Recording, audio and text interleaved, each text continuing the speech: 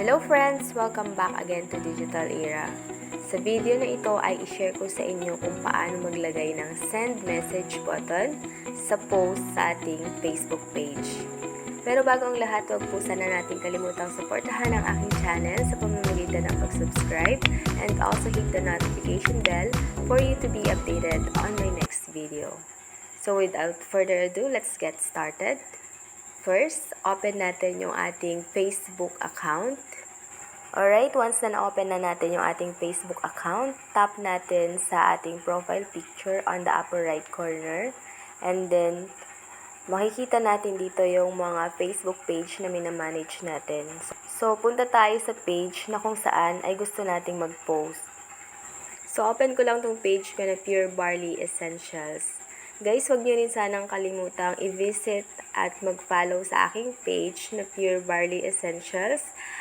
Super legit po itong mga products ng Santi Barley. So, if you want to order Santi Barley products, guys, do not hesitate to contact me.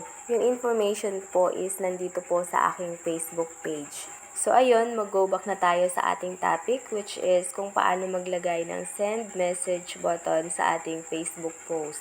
Makikita natin dito yung send messages. I-tap lang natin doon.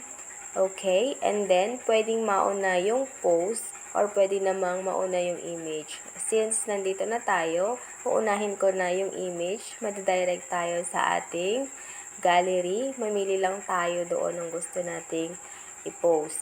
And then, lagyan natin guys ng caption. So, meron na akong naka-reading caption dito. Ika-copy-paste ko na lang. Okay? And makikita nyo sa baba, nakalagay na dito yung send message. So, once na-click nila yan, madadirect sila sa ating messenger. Okay? So, ganun lang kadali guys, maglagay ng send message sa ating mga Facebook post. So, once you're done, so okay na ang lahat, i-double check natin yung ipopost natin para makasiguro. And then, pag okay na lahat, itap natin yung next and then post.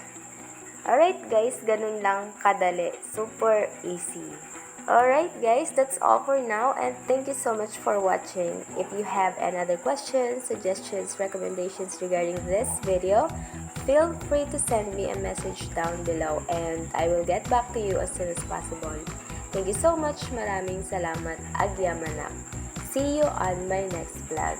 Bye!